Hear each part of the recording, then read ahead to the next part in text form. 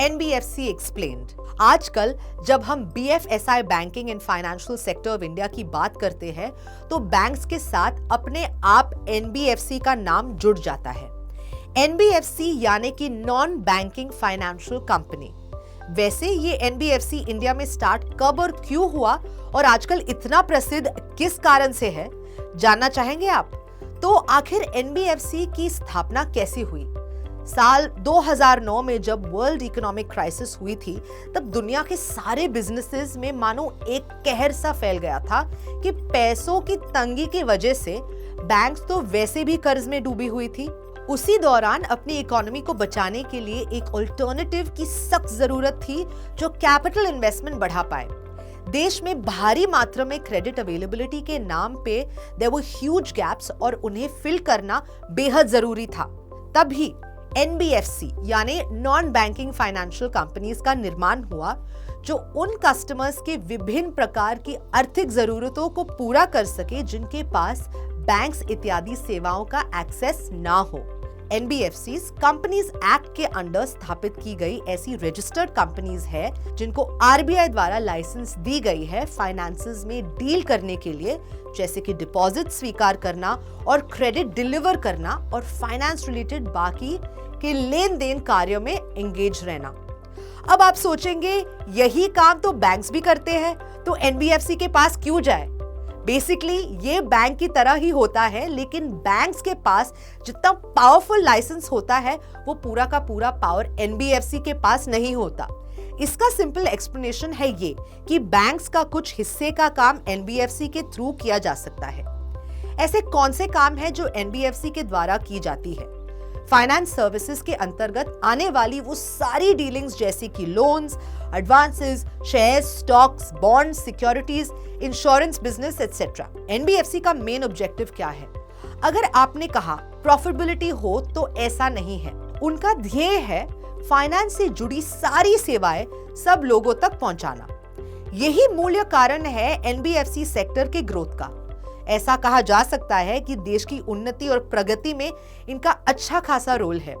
जल्द से जल्द फंड्स और credit Indian trade and commerce industry को उपलब्ध कराना ताकि बड़े इंफ्रास्ट्रक्चर प्रोजेक्ट्स में कोई रुकावट ना आए।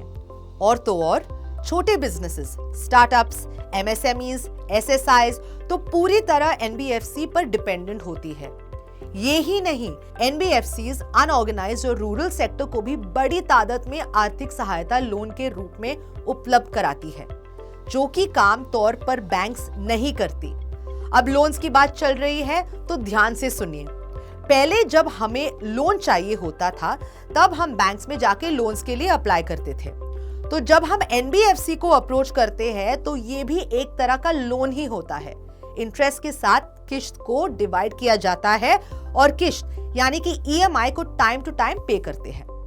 आजकल का जमाना है ऑनलाइन का, मसला सारा काम घर बैठे बैठे ही हो जाता है। Welcome to the world of fintech companies जो कि NBFC के थ्रू रजिस्टर्ड होती है। इस नई टेक्नोलॉजी का फायदा NBFCs पूरी तरह से कर रहे हैं। अब जो है लोन्स एक सिंपल एप्लीकेशन के थ्रू पाया जा सकता है। सिर्फ KYC डॉक्यूमेंट्स, पैन कार्ड, आधार कार्ड सबमिट करना होता है। आपका सिबिल स्कोर चेक किया जाता है। अगर अच्छा हो तो पैसे तुरंत मिल जाते हैं पर्सनल लोन के तौर पर। और क्योंकि पर्सनल लोन्स देते वक्त NBFC सिक्योरिटी या कोलैटरल मांगती नहीं है, इनका रेट ऑफ इंटरेस्ट बाकी लोन्स की तुलना में थोड़ा ज्यादा होता है। लोन देने से पहले कंपनी जानना चाहेंगी कि आप लोन रीपे करने की क्षमता रखते हैं या नहीं, इसलिए अपना क्रेडिट स्कोर अच्छा बनाए रखना अनिवार्य है। और भी फैक्टर्स हैं जो कंपनीज यूजुअली रिवील नहीं करती है, लेकिन आपको पूरा सोशल प्रोफाइल भी चेक किया जाता है। इसी तरह NBFCs business loans, home loans, gold loans भी प्रोवाइड करती है।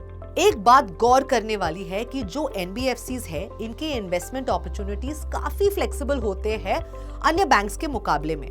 वे अपनी टारगेट ऑडियंस की जरूरतों को अनुसार अपने प्रोडक्ट्स एंड सर्विसेज बनाते हैं। वे गवर्नमेंट के साथ कोलैबोरेट करके भी समाज के हित में बहुत अच्छा काम कर रही है। सारांश में बताया जाए तो इंडिया की इकोनॉमी बढ़ाने में NBFC का बहुत ही बड़ा योगदान रहा है और भविष्य में भी रहेगा। तो दोस्तों, NBFC के बारे में आपको समझ आए ही होगा। क्योंकि आज के जमाने में ये बहुत क्रूशियल इंफॉर्मेशन है। फाइनेंस रिलेटेड टर्म्स के बारे में जानना आपके लिए लाभदायक अवश्य होगा। अगर आप फाइनेंस से रिलेटेड ऐसे ही वीडियोस देखना, सुनना और समझना चाहते हैं तो कमेंट्स में लिख के हमें जरूर बताइए। और हाँ, इस वीडियो को अपने दोस्तों, परिवार वालों के साथ भी जरूर शेयर करें।